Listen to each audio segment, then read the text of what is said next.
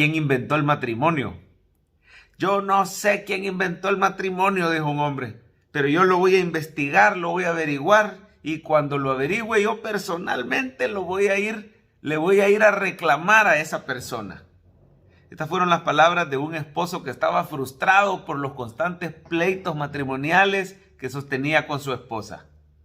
Aquella relación bonita y preciosa que había sido años atrás había dejado de ser esa fuente de alegría y hoy era fuente de conflicto y de discordia constante. Pasaban discutiendo por todo, por nada, por lo grande o por lo pequeño.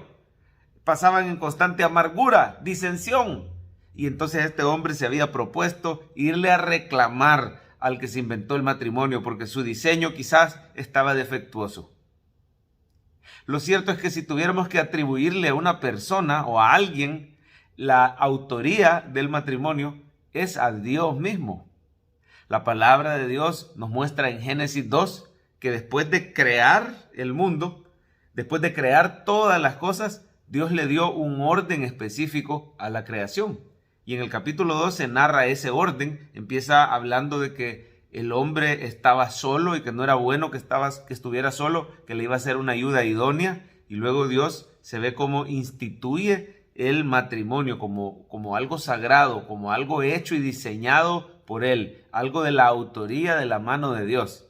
Dice, por tanto dejará el hombre a su padre y a su madre, se unirá a su mujer y serán una sola carne. Y lo que Dios unió no lo debe separar el hombre. El matrimonio muchas veces es fuente de conflictos, pero no es culpa de Dios. No tuviéramos que ir a reclamarle a Dios. Más bien es culpa del hombre que no toma en cuenta a Dios como el centro de su matrimonio.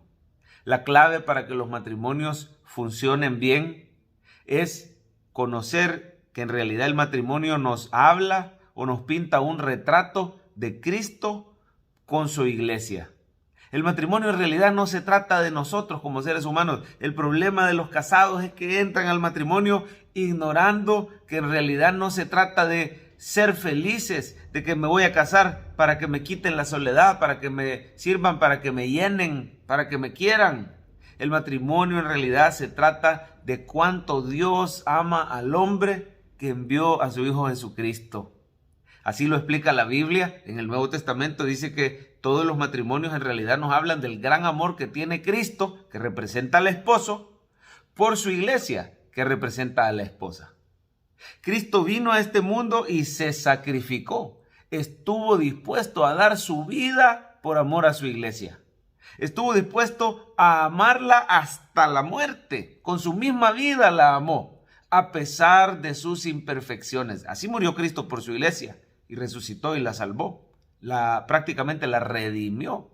Siendo la iglesia imperfecta, siendo nosotros pecadores, nos amó y murió por nosotros.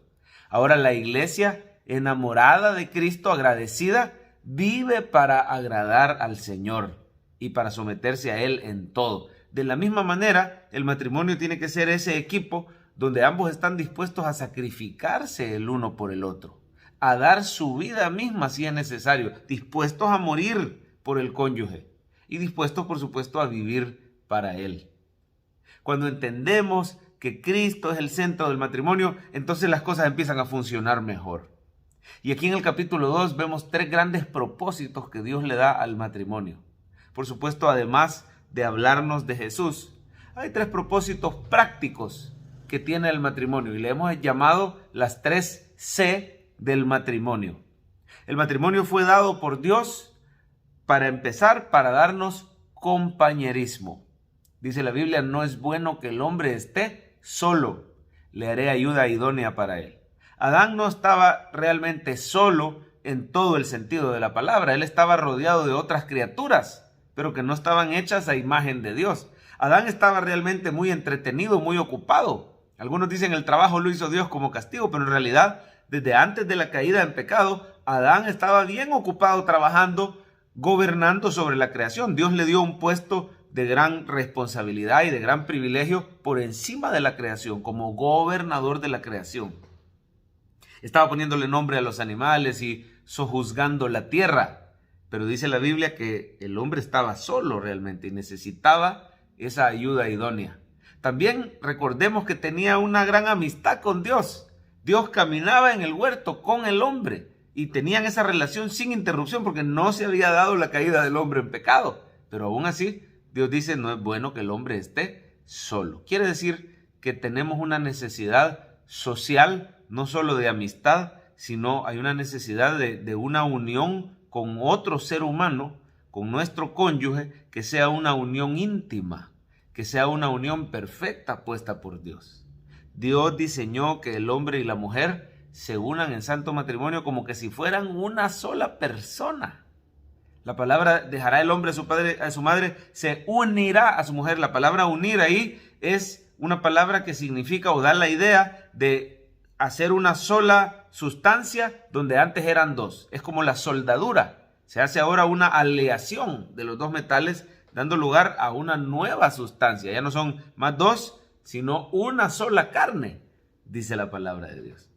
Así que la primer C del matrimonio es compañerismo. Los casados, si queremos que nos vaya bien, debemos de seguir disfrutando del compañerismo de nuestro cónyuge, de la amistad, de la conversación, del tiempo a solas el uno con el otro. No permitir que la rutina, las terceras personas nos roben ese tiempo de compañerismo. Y por supuesto, lo más importante, el compañerismo con Dios. Orar juntos, conversar juntos, salir a comer juntos, salir a pasear, enfrentar juntos las enfermedades, la escasez, las pruebas que manda la vida. La segunda C del matrimonio es crecimiento. El Señor nos permite crecer espiritualmente, crecer como personas por medio de nuestro cónyuge. A través de nuestro cónyuge nosotros vencemos el egoísmo. Ahora vivimos para agradar a alguien. Nos esforzamos en el trabajo por alguien más. Tenemos un proyecto en común. Crecemos como personas cuando aprendemos a perdonar al cónyuge, cuando aprendemos a amar, cuando aprendemos a servir al cónyuge, cuando entendemos que vamos al matrimonio con la actitud de servir al otro y no de ser servido. Ahí es cuando el matrimonio sirve de crecimiento, cuando nuestro cónyuge nos ayuda a crecer en santidad también, haciendo resaltar en nosotros las áreas que todavía no están rendidas al señorío de Cristo, cuando hacen notar el pecado en nosotros, ¿por qué no decirlo? Y muchos matrimonios se han dado cuenta que su cónyuge es instrumento de Dios para crecer en santidad, para crecer en servicio, en amor, para crecer espiritualmente, crecer en adoración, en oración. Y lo tercero, el tercer propósito del matrimonio es complemento. Fuimos hechos para hacer equipo con nuestro cónyuge, no para competir el esposo contra la esposa, no para ver quién es mejor o para señalarse los errores. Hay muchos matrimonios, muchas parejas que tienen conflictos graves porque están bien pendientes de ver cuáles son los defectos del otro y de señalarlos y de hundirlos y de echarle la culpa al otro. Pero la Biblia dice, bienaventurados los mansos. La Biblia dice que no tenemos que ser hipócritas viendo la paja en el ojo del hermano sin echar de ver la viga en nuestro propio ojo. Por lo tanto, si queremos tener éxito, debemos ver cómo podemos levantar, ayudar, complementar, hacer equipo con nuestro cónyuge. Los mejores equipos en los deportes son aquellos que no son individualistas, sino que trabajan en equipo. Probablemente no tengan muchas estrellas, pero avanzan como bloque, defienden, sostienen, atacan, hablando de los deportes. Y esos equipos son efectivísimos. Pero muchas veces nuestro egoísmo, nuestro individualismo no nos permite hacer equipo. El matrimonio lo hizo Dios para glorificar a Cristo y lo hizo para bendición del hombre. Compañerismo, crecimiento y complemento. Pongamos en práctica estos tres propósitos en nuestros matrimonios.